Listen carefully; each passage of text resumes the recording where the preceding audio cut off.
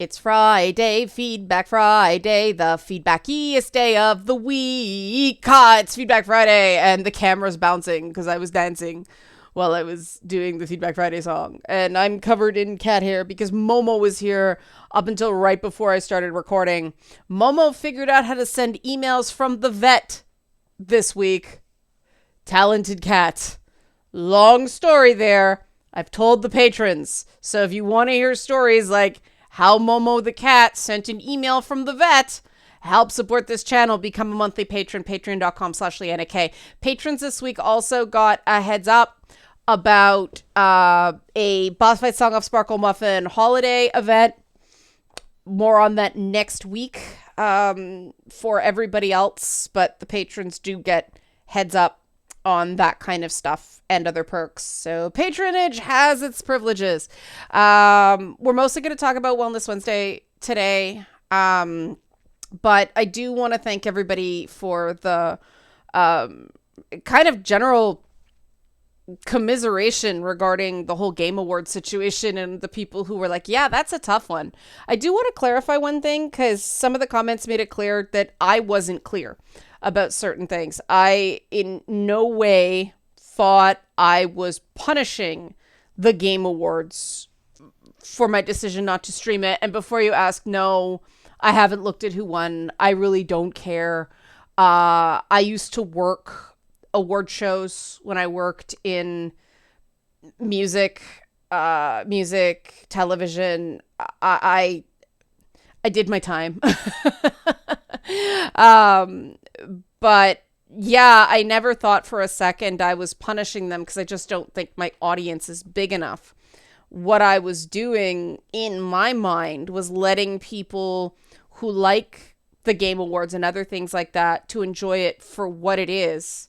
To me, it is such a shill fest that anybody watching it knows it's a shill fest. And so I would just be, shitting in the punch bowl to sit there and being grumpy the whole time, even humorously grumpy. It's not like E3 where I do think you have to puncture some of the hype, puncture some of the marketing. That's the job of being someone who does commentary on video games and the industry is come E3, I use my experience to say, I think this is legit. This smells like BS to me, right? It's different with something like the Game Trailer Awards, increasingly the Movie Trailer Awards, right? These awards are run by a guy who literally surrounded himself with Doritos and Mountain Dew as a marketing shill for like Halo 3. Anybody who doesn't know what they're getting into to watch it, I cannot help them. I don't think they're part of this channel. Not my audience anyway. You guys are pretty informed. And so I just thought anybody who wants to watch and enjoy for what they are, let them do that. I don't need to be a jerk about it. I believe in participating in things when I feel like I have something legitimate to offer. It's certainly not about ego or attention for me. I'm too introverted. And it's not even about traffic anymore. The YouTube algorithm is so many degrees of fucked. I've just given up. So I do things that I enjoy. I do things that I find interesting. That's my only criteria for content anymore. It's not chasing numbers. It's not gaming an algorithm. I'm terrible at that. I can't keep up. I don't know how people do. Every so often somebody gives me advice on it, but by the time I implement that advice, it's like it's already changed. So I just do my thing and want other people to do their thing. And especially now, if somebody enjoys something, more power to them. I don't want to get in the way of that enjoyment, Speaking of which recommendation, I'm really enjoying Hawkeye so far. It took me a while to get into it, but I tend to like the more action-oriented Disney Plus shows as opposed to the high-concept Disney Plus shows, and Hawkeye's a lot of fun. episode 3 finally caught me. So yeah, I'm enjoying it. If anybody's interested, I won't say more about it. Think it's super fun. Jeremy Renner's great in it. So thumbs up. Okay, so moving on to the Wellness Wednesday content, which was really heavy this week, and I guess that's to be expected. But there were some questions. It was interesting because the thing about journaling or writing it out, some people are like, that really works for me. Other people were like, that doesn't work at all for me. I am one of those people who has never been super big on diary writing. I actually had one person tell me to write down the things that were bothering me and then put it in the fridge, or write down things that were bothering me and burn it. It just made me feel stupid. Different people process everything differently. So there is no one size fits all. And if journaling makes you feel like it's not helping, or worse, it makes you feel like you're just, as one person said, wallowing in pain in a way that doesn't feel productive, don't do it.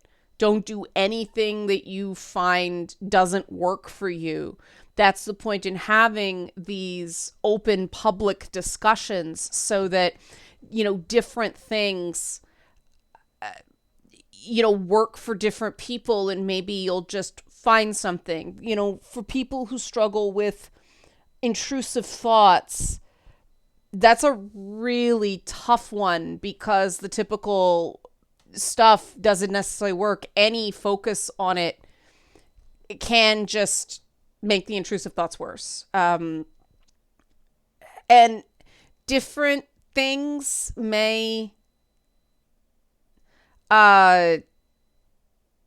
work for different emotions. What works in one situation won't necessarily work in others. One commenter made a good point that I think that one of the reasons saying something when other thinking about it helps is similar to the reasons you call some words lazy. That's me saying some words lazy. Thinking, in my experience, tends to be abstract and random. By speaking rather than thinking, you need to organize your thoughts in a way that it makes sense and then assign words to them. That process, I think, may help you figure out what you are feeling better than just thinking about it. The other thing that helps me is to have what I call an emotional map. It's basically something physical, digital, that you have an emotional attachment to for whatever reason, and is also complicated enough that you can assign emotions, named or not, to certain parts of it. I find that doing this helps me either identify an emotion or lack thereof and focus on it specifically, because you have a place to focus that emotion onto. It's basically a way of visually organizing emotions, which can be hard. And I like that suggestion, because I am a spatial person. I have a lot of abstractions. I am comfortable with abstractions. That's why I say give it a name. It doesn't have to be a name anybody else understands. Just give it a name. I have a lot of names for things other people don't understand. But yeah, I'm a pattern recognition person. And that, for people who are not speakers, for people who are not writers, sometimes people are shapers, right? One person said they're learning anatomy drawing, cranial sutures recently, and they find that helps. If you are one of those people that, this is more cathartic than speaking or writing, awesome. Some people are all body movement. Different people experience and perceive the world and process their thoughts and feelings in different ways. And there's no wrong answers as long as you're not hurting yourself or anybody else, right? So that was a really great suggestion as an alternative.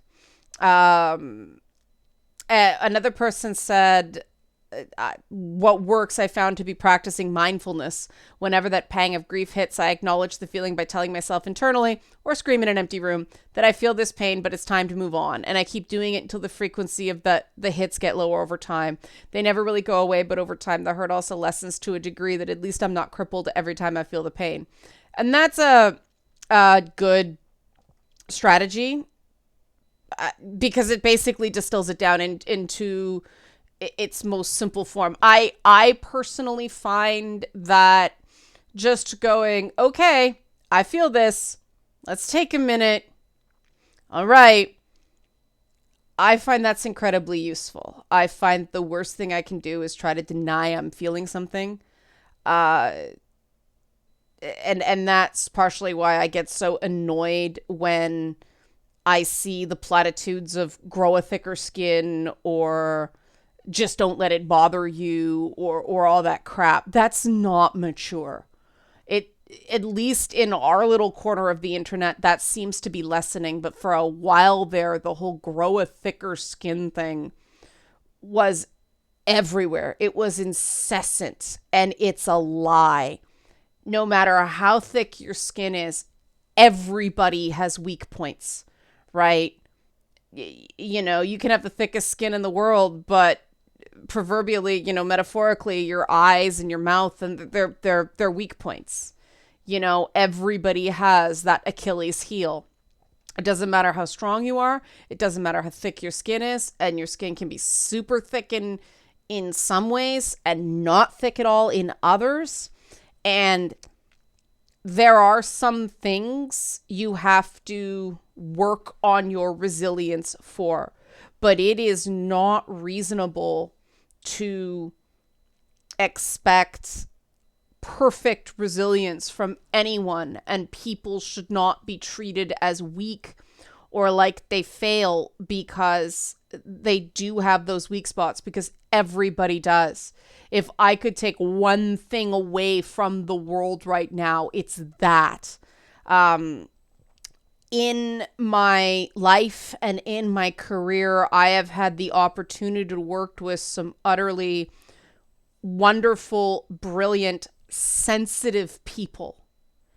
And the sensitivity makes them incredible as artists and creators. And the world chews them up and damages them in ways where they start withering away. And it's awful. It should not be about who is the toughest. It should be about who is the most skilled. And a certain amount of resiliency, a certain amount of fortitude, a certain number of hit points, right, is required. But we shouldn't live in a world built only for tanks, if you know what I mean. You know, we shouldn't be in a world that only privileges people who are best at soaking damage. Those people are important. Those people fill an important role. But I personally think that the work and creative fields aren't kind to people who are truly sensitive. Instead of it being screaming and yelling at people the way it was when I worked in TV, there was a lot of fucking yelling. Now it's this alternate, it isn't open, you can't see it, but whenever somebody starts getting passionate about something or starts getting worked up because they care, they're treated as aberrant or somehow aggressive. And it's the same shit, just in a different pile, right? There was this really bittersweet comment. I'm not going to read all of it, but I just want to acknowledge somebody posted that their pet, and they called it a child pet friend, rolled into one, passed away a couple days ago, a little chihuahua. It was apparently a very, very sweet chihuahua. He had a congenital heart defect, but you know, he passed, and it's been very hard for this person. And you know, yes, the video is made somebody asking about a human. I just want to acknowledge that it's just as real for pets, especially childhood pets or pets that you have a particular connection with. Um, we had a cat. Her name was Fluffer. Don't judge when a 3-year-old names a pet. You know, they don't know, but she lived till like 21 years old, and so that was a cat my entire life that I was aware of.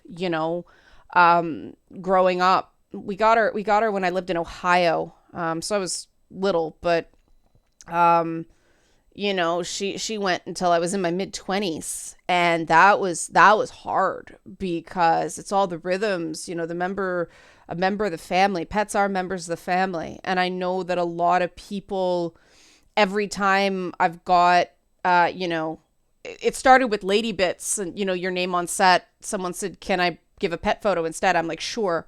Um, People sent pictures of animals that had passed because they wanted a memorial, and that happened in Boss Fight as well. It's really something now where you start recognizing these animals from one crowd fund that were present tense, and now we're dealing with the other side of the Rainbow Bridge.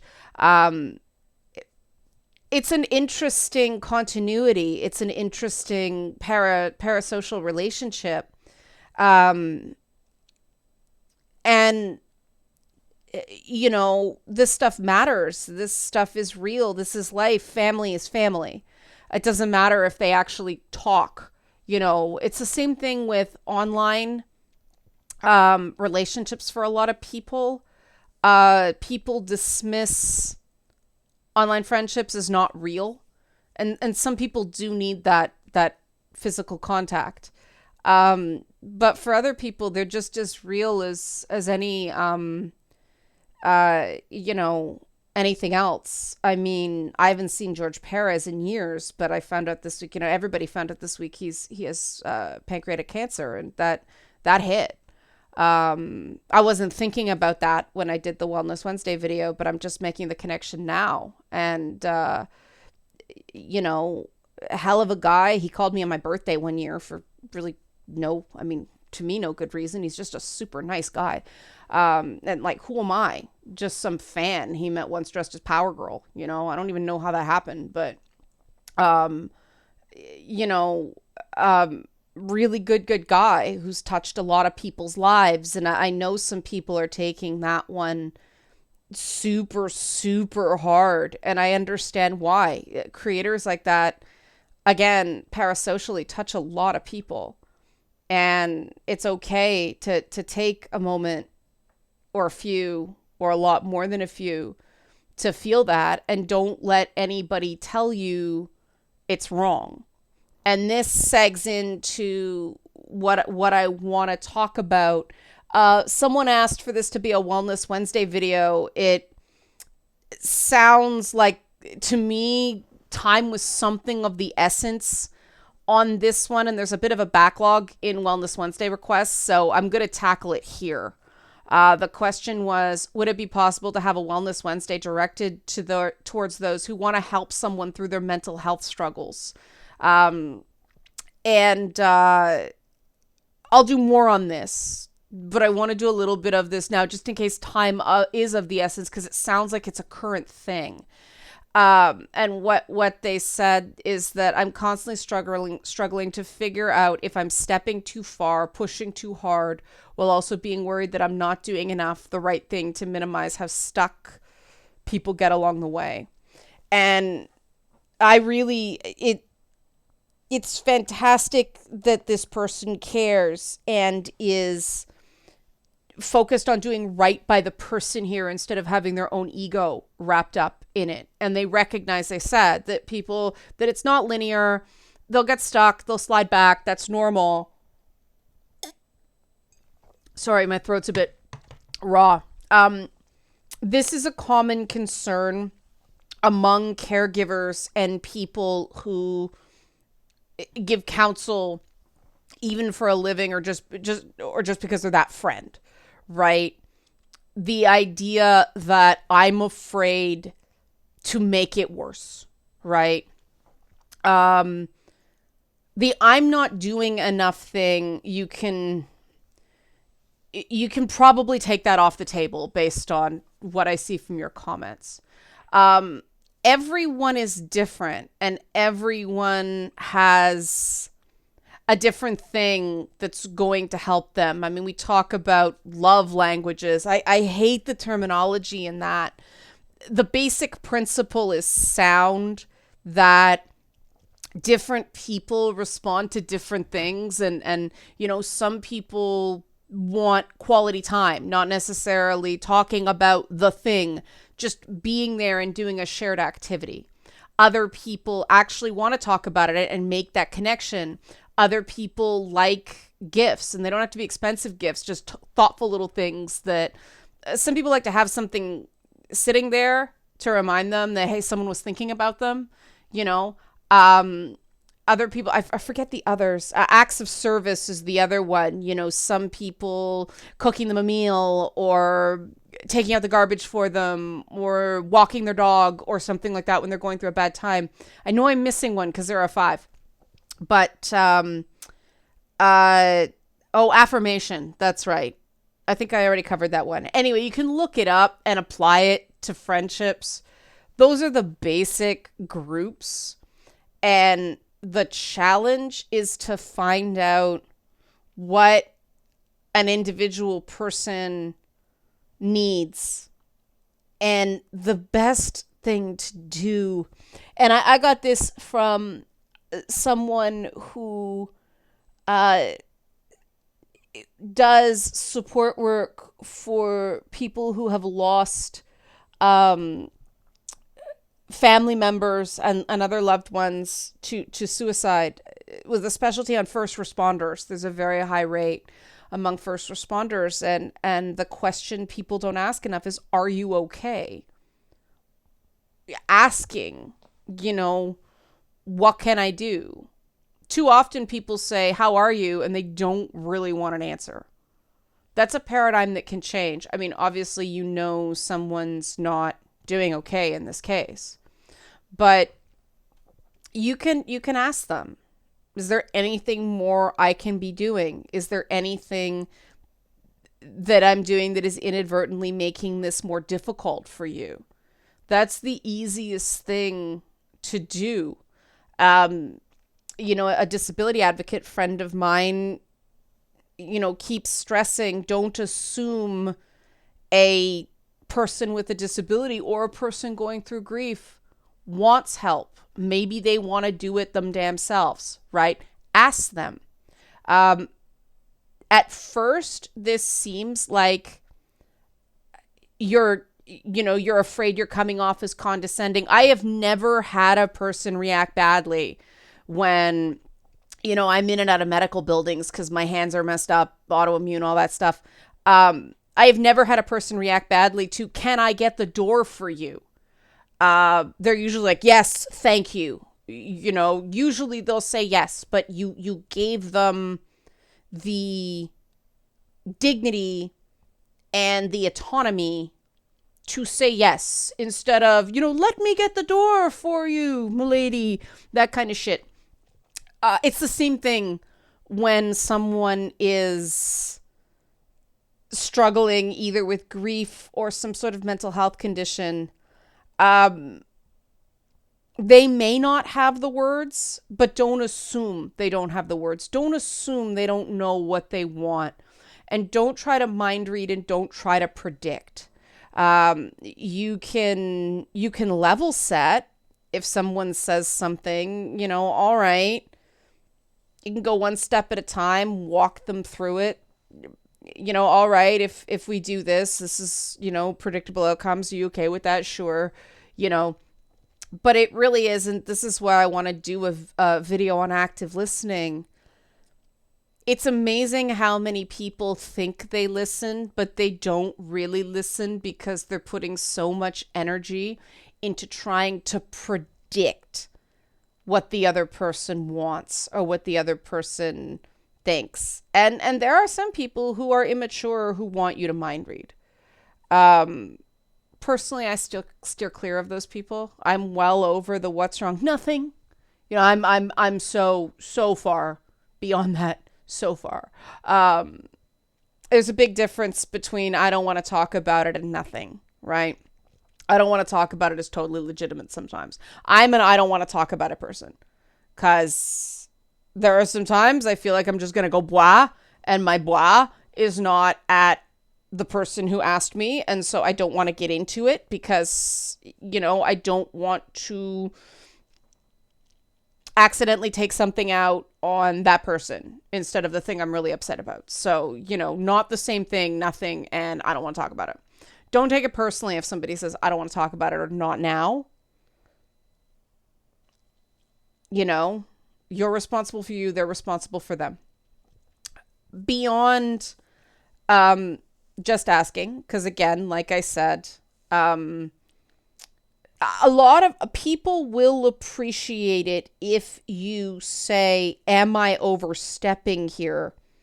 Actually prepared to hear the answer. It's very important if you ask that question, you have to be prepared to hear, yes, just ease up some. Because if you react badly, people aren't going to, trust you to be honest. But if you approach it gently, they'll probably also be gentle. Sometimes saying, is there anything you need is too broad, but something like, do you want me to pick something up at the store for you? Could you use a kind word right now? Getting somebody a small gift, that you can just go ahead and do. Should I get you something? If the coffee someone likes, if just a particular small thing, don't spend a lot of money because that makes somebody feel beholden. Just small. My rule of thumb is under $10, so only one Starbucks coffee up here in Canada. But just little things, little pick-me-ups, little cheer-ups. And if you sort of cover all those bases, I'm a person that one person can come over and help me with stuff around the house, and I'm really thankful for it. Somebody else comes over, and I'm afraid they're going to be nitpicky and judgy.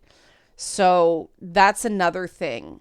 If you're offering to help somebody, and I'm sure you are because you're worried about overstepping, but make sure you're actually helping, not coming across as standing in judgment of the person. I know that probably sounds super obvious, but when you're worried about something, it's easy to come across as judgy or naggy. You've been like this for a week, it's too long, that kind of thing. People don't need that pressure. They know. Trust me, they know more than anybody. They've been in their pajamas for a week, or, they've barely left the house for a month, and this may sound like exaggerations, but in the age of COVID, there are a lot of people in that space right now. I don't even get out as much as I'd like to, and I start to feel it. So try to avoid that. I really think the person who made this comment doesn't have to worry too much because they're so aware. But sometimes that anxiety can manifest in ways we can't predict and in ways that we're not really aware of how it's being interpreted by other people. So that's why I go back to the idea of just ask and be prepared to hear the answer. And the nice thing about that is that your friendship will be stronger. Your relationship will be stronger in the long term because you gave the other person that dignity. And if you want me to talk about it more at length in another video, I can look up properly the different types of communication and stuff like that. But for now, I'll leave it there. Hopefully that helps. Let me know. Okay. Help support this channel. Become a monthly patron. Patreon.com/LeannaK. And again, fun time holiday announcement next week. Thanks for watching.